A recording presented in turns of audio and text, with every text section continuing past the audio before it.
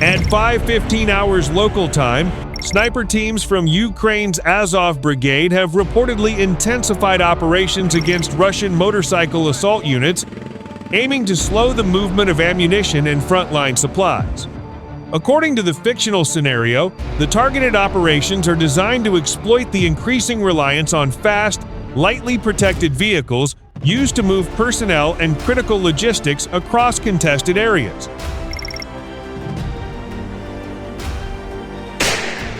Military analysts have long observed that motorcycles offer advantages on battlefields where armored vehicles face constant threats from drones, artillery, and anti-tank weapons.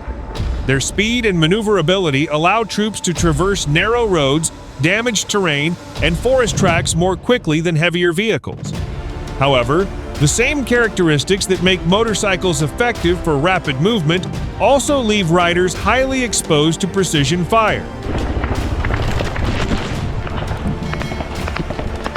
Within this fictional account, Azov Brigade reconnaissance teams are said to have spent weeks observing Russian movement patterns before establishing concealed sniper positions overlooking known approach routes.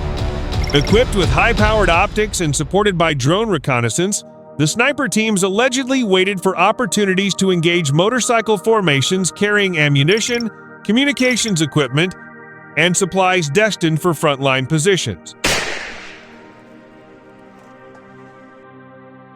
The fictional operation reportedly unfolded during the early morning hours when reduced visibility and changing weather conditions complicated movement across open terrain. As motorcycle columns advanced toward forward staging areas, Ukrainian observers transmitted real-time information to sniper teams positioned along elevated terrain.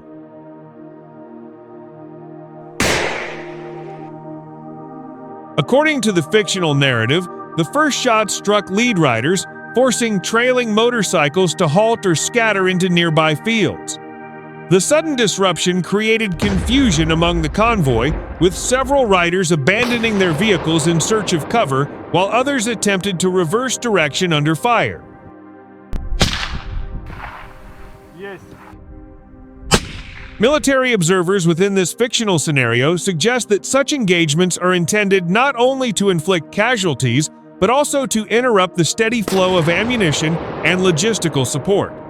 Even relatively small delays in resupply can have significant consequences for frontline combat units that depend on constant deliveries of ammunition, fuel, medical equipment, batteries, food, and replacement communications gear. The report further claims that reconnaissance drones remained overhead throughout the engagement, monitoring Russian movements and providing updated targeting information. Rather than engaging every available target, the fictional sniper teams reportedly prioritized riders believed to be carrying specialized equipment or coordinating convoy movements, maximizing the disruption caused by relatively few shots. As the engagement continued, surviving motorcycle troops allegedly dispersed into nearby tree lines, abandoning portions of their cargo. Ukrainian surveillance assets then tracked secondary rescue attempts, allowing artillery units in the fictional account to strike assembly areas after sniper teams had withdrawn from their concealed positions.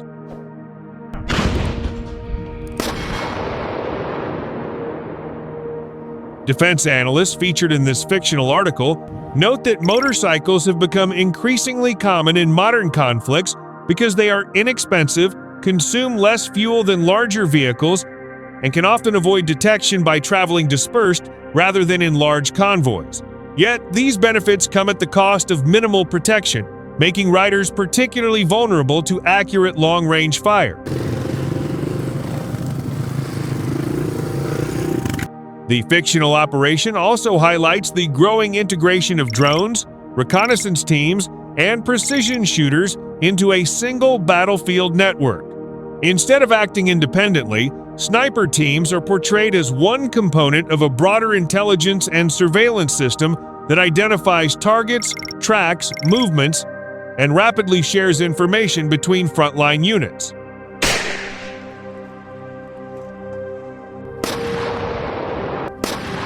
According to the fictional account, Russian commanders responded by modifying convoy procedures, reducing group sizes, altering routes, and increasing the use of terrain masking in an effort to limit exposure.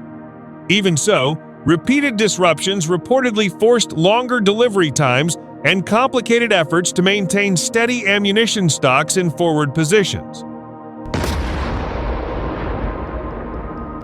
Analysts interviewed in this fictional article cautioned that logistics remain one of the decisive factors in sustained military operations.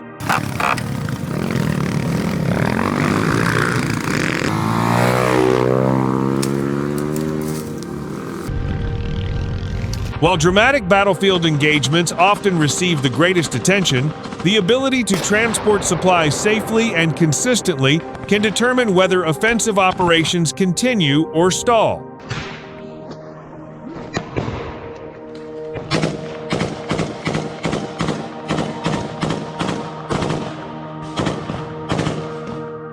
If accurate, the fictional events described would underscore the importance of precision engagements aimed at logistical networks rather than solely frontline combat formations.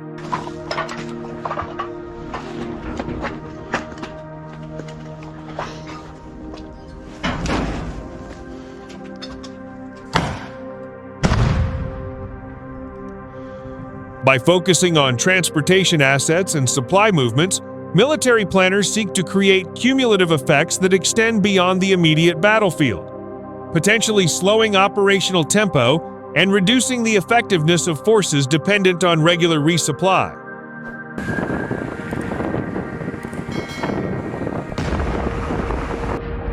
Although the long-term impact of the fictional operation remains uncertain, it reflects the broader trend in contemporary warfare toward combining surveillance, precision fire, and intelligence-driven targeting to influence not only combat outcomes, but also the logistical systems that sustain military operations.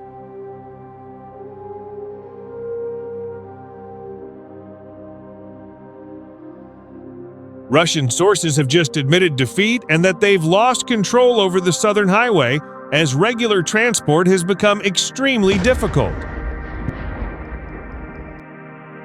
Notably, repeated Ukrainian drone attacks have made the R-280 highway too dangerous for regular Russian supply traffic.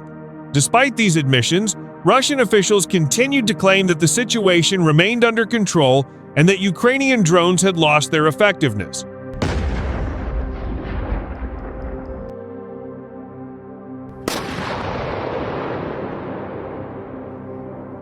In reality, the number of Ukrainian drone strikes declined because Russian traffic on these roads had largely collapsed.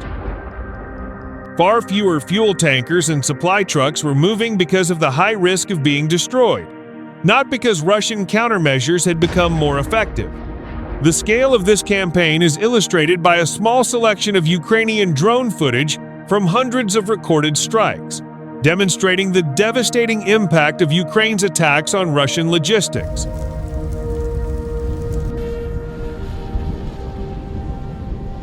One piece of footage shows a Russian convoy of trucks traveling along the Mariupol-Jankoy highway in Russian-controlled territory when a Ukrainian drone suddenly appears and successfully strikes one of the vehicles.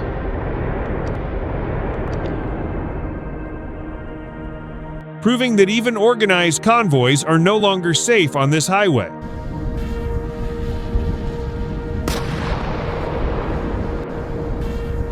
In order to increase the survival chances of trucks, Russia tried to send them in a convoy rather than one by one when they can be picked off individually, but grouping the trucks failed to protect them and may even have created a larger target. Another video highlights how Ukraine found dozens of Russian trucks at parking lots and quickly destroyed them before the Russians could move them out.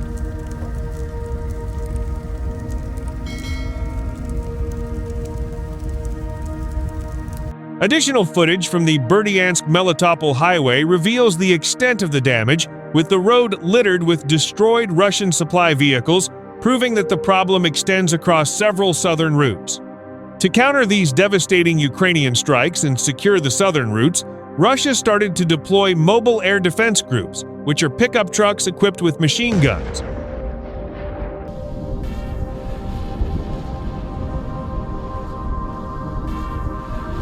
They plan to escort Russian trucks and defend them while on the move by shooting down the incoming Ukrainian drones. This is difficult because they need to monitor hundreds of kilometers of roads, while Russia lacks the capacity and resources to escort every Russian supply truck. This makes the Russian effort fruitless because the roads are too long for them to protect everywhere at once.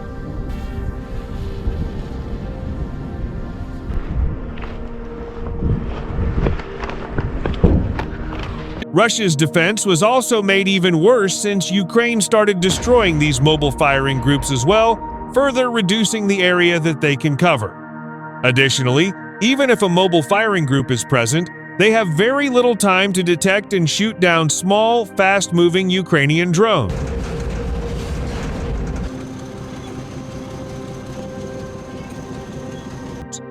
As mobile firing groups failed to protect the Russian supply lines, Russia introduced interceptor drones.